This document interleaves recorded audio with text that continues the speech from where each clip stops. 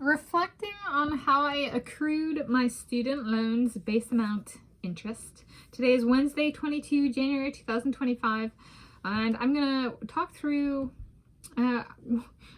what are my current totals and where do they come from. Like, how did I actually get the money that I still need to pay back? So here I cover how I accrued my student loans total as an undergraduate student, with totals communicated in this video as of when it was filmed on Wednesday, 22 January 2025. I did even log back into my student loans account before filming this to make sure that my totals are still true to figures, so to speak. I discussed my pathway to the approximate base amount, so it's approximately 30,000 United States of America dollars, and the approximate interest amount, approximately 14,000 United States of America dollars, with the time frame over which both amounts accumulated, which was 7 years of full-time college coursework, including summer classes, so August/September 2008 to August 2015. Yes, so I did not accrue student loans in graduate school. However, I accrued interest. Yes. So I'll get into that a little bit. And I did not graduate from graduate school with a college degree. So I quit with no degree. So let's go into the process. So initial amount accrued and how. So it was undergraduate studies across 7 years, approximately $30,000. And so I started college coursework at the end of August 2008 on campus and through a program here in Washington State. So I'm Tanis Coralee Leonhardi, she, her, hers of Seattle. And I took part in the Running Start program, which allows high school students to take college classes through a local community college. And the classes count towards both high school and college credits. Now, since I was to graduate from high school, did have a certain curriculum that I have classes I had to take, so I was not able to get started really on a 4-year college degree, because the curriculum required. So I ended up going into science and mathematics, and so there was a lot of higher up classes for a 4-year degree weren't offered, because a community college, the highest degree is a 2-year degree, associate's degree, which I did graduate with. However, the classes I had to take were more like history and English and stuff like that for my high school requirements. So while I did get a college degree, I did not get ahead on a 4-year degree, very much. Somewhat, but not like it's halfway done kind of thing. So during that period, so that would August/September, so I started, it was like the 30th of August or something, but the start of term wasn't until in September 2008, so that's why I say slash.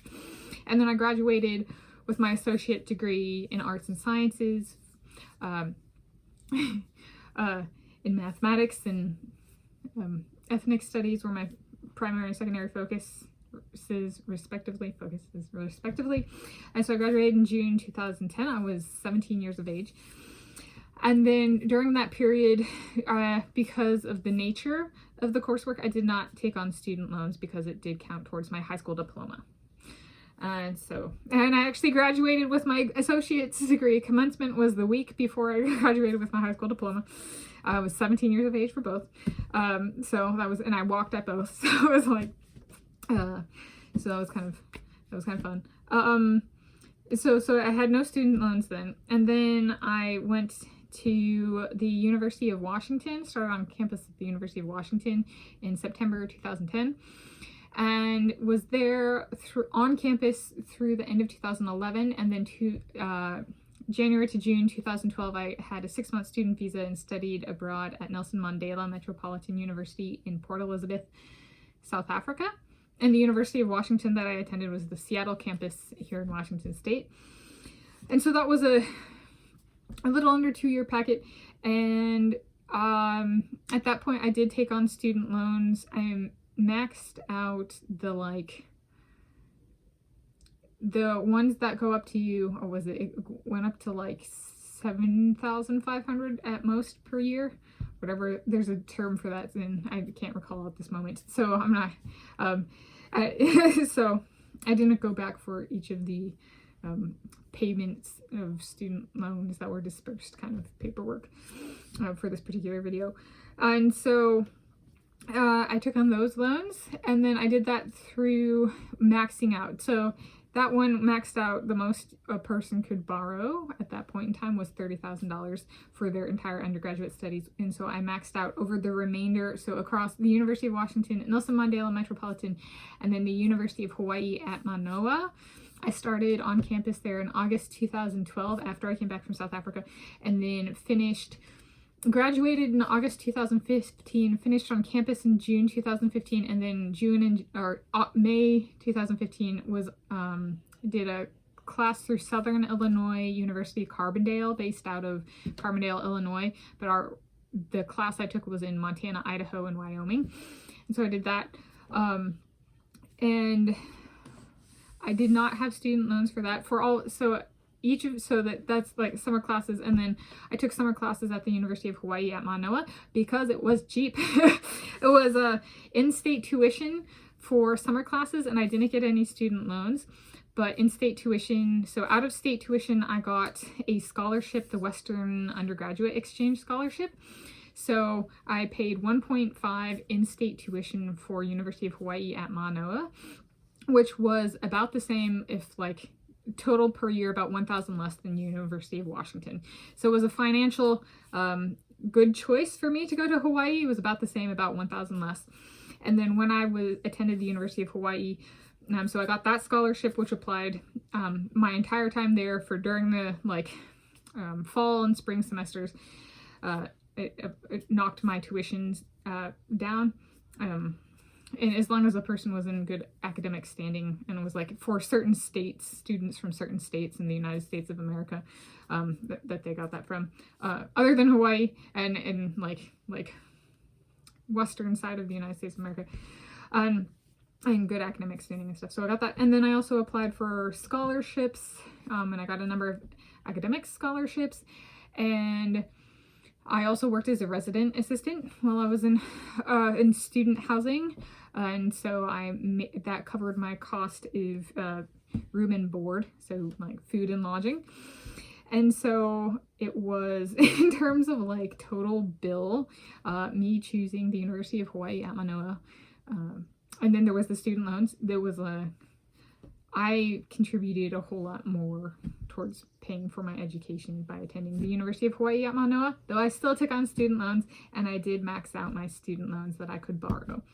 So that was, then August/September 2008 to August 2015, I accrued approximately 30,000 United States of America dollars. Then the same month I graduated from undergrad, and actually our orientation was 4 days after my graduation date. I started my PhD on campus at the University of California, Berkeley, and the actual date of my graduation, I was on a department camping trip at the graduate institution. So there was no break. And so between undergrad and my first attempt at graduate school, and so when I was in graduate school, I did not have to repay my student loans. However, interest did accrue. So there was interest continued to build and on my student loans. However, I did not have to pay them off. So I started in August 2015, and I did that for over 4 consecutive years with no time off, and left in October 2019, quitting with no degree. The peak end rule. I achieved PhD candidacy in geophysics in 2017, and then I quit with no degree in 2019. And so now I have not repaid them because I do not have enough income to repay them, or lump sum, or savings, or retirement account, or whatever. I do not have the financial means to pay them off. And so there we go. But the interest continues to accumulate as applicable per whatever governing whatever is in effect, is how to phrase it. So So essentially so that's the story. And so that's me reflecting on and explaining how I accrued my student loans based on interest in the kind of perhaps the takeaway reflection here being at the University of Hawaii at Manoa for me, Tanis Coralee Leonhardi, she, her, hers of Seattle was the right choice financially for me.